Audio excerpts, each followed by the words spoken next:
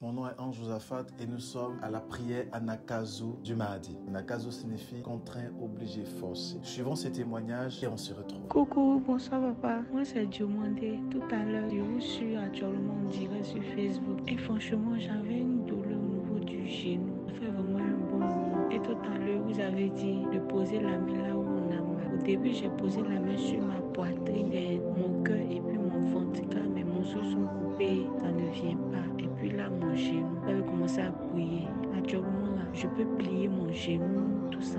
Je fais des va-et-vient avec. La douleur du genou a disparu. Franchement, ça va. Et je crois et je prie que jusqu'à demain matin, quand je me réveille, sans que mes muscles vont descendre. Par la grâce de Dieu. Alléluia. Gloire à Dieu. Témoignage extraordinaire et surnaturel. Waouh. Il est très important, excellent enfant de Dieu, comme je le dis tantôt, de témoigner. Envoyez vos témoignages par note vocale de comment Dieu est en train de visiter votre destinée et votre vie par la puissance du Saint-Esprit. La Bible dit que les hommes perçoivent vos bonnes œuvres et qui glorifient Dieu. Nous sommes dans notre grand séminaire sur Matthieu chapitre 13 et nous sommes en train de comprendre des choses assez extraordinaires. Et ce matin, nous comprendrons encore quelque chose de surnaturel et vraiment d'exceptionnel. Dieu nous fera beaucoup de bien. Nous lisons Matthieu chapitre 13 à partir de son verset 20. Regardez, la Bible dit, celui qui a reçu la sémence dans le sol pierreux, c'est celui qui entend la parole et l'accepte aussitôt avec joie. Verset 21, mais il n'a pas de racine en lui-même. Il est l'homme d'un moment et dès que surviennent les difficultés ou les persécutions à cause de la parole, il trébuche. Alors nous sommes dans notre séminaire sur Matthieu chapitre 13 pour comprendre la parabole du semeur. Qu'est-ce que Dieu veut nous dire par la parabole du semeur? Et je vous ai dit que la parabole du semeur est un message très profond pour les temps de la fin dans lesquels nous sommes. La parabole du semeur est une parole du 21e siècle. Est une parole que Dieu nous donne afin que le maximum de personnes puissent comprendre comment l'Éternel fonctionne. Et je vous ai dit que celui qui sème, c'est Dieu ou encore c'est un homme de Dieu. Et la sémence, c'est la parole de Dieu. Et la terre, en réalité, c'est les enfants de Dieu qui doivent recevoir la parole en eux-mêmes. Amen. Mais le problème, c'est que beaucoup d'entre nous n'arrivons pas à recevoir la parole que Dieu libère sur nous ou la parole que Dieu libère dans notre destinée. Amen. Et la Bible dit au verset 20 ici qu'il y a une personne qui a reçu la parole. Mais cette parole-là est tombée dans des endroits pierreux. Et la Bible dit que ces endroits pierreux, au verset 20, la Bible dit que celui qui a reçu la sémence dans le sol, il l'a reçu avec joie et il l'a accepté avec joie. Il y a plusieurs personnes qui reçoivent la parole de Dieu et ils la reçoivent avec joie, avec abnégation, avec courage. Il reçoit la parole de Dieu et il est en joie du fait qu'il a reçu cette parole de Dieu. Amen. Mais la Bible dit parce qu'il n'a pas de racine, la parole se dissipe. Ça veut dire quoi? Ça veut dire simplement, lorsque il reçoit la parole de Dieu,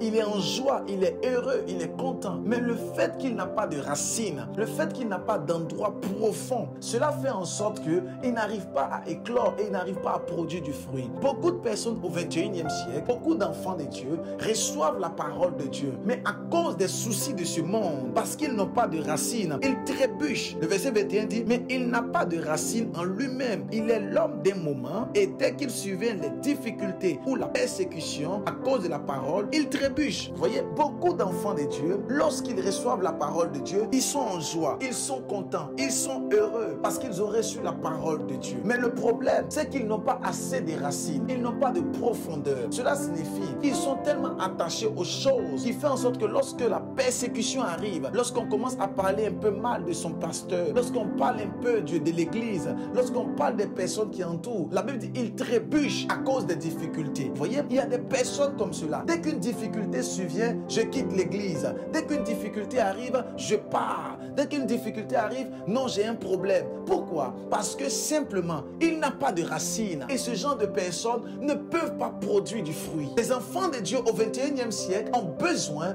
de produire du fruit. Mais pour produire du fruit, il faille impérativement avoir des racines. Des racines vraiment très profondes. Être comme un pilier attaché au sceptre qu'est Jésus-Christ. Quand on vient critiquer ton pasteur, quand on vient critiquer ta servante, ou même quand on vient critiquer le pasteur, la servante de Dieu, la prophétesse, l'apôtre, quand on vient critiquer ton église, ça t'enlève absolument rien. Tu es rempli de force, d'autorité, d'abnégation, de courage et de puissance. Il y a beaucoup d'enfants de Dieu, lorsqu'on parle de la parole de Dieu, lorsqu'on parle mal de Christ, lorsqu'on parle mal de Jésus, il en trouve une occasion de chute et il abandonne la parole de Dieu et il abandonne Dieu. La Bible dit que faute de racines, parce qu'il n'a pas de racines en lui-même, il n'arrive pas à produire du fruit. Excellent enfant de Dieu, lorsque tu vas dans la maison de Dieu et que tu arrives dans la maison de Dieu, reste concentré afin que la parole puisse produire en toi la grâce. Lorsque tu reçois la parole et que tu la reçois avec joie, quel que soit ce que les gens viendront te dire, sois ferme avec Dieu. Si tu veux porter du fruit, si tu veux que Dieu puisse agir au travers de toi, il faut que tu sois ferme parce que les persécutions viendront. La Bible dit clairement dans le livre de Marc chapitre 10 à partir du verset 31, la Bible dit que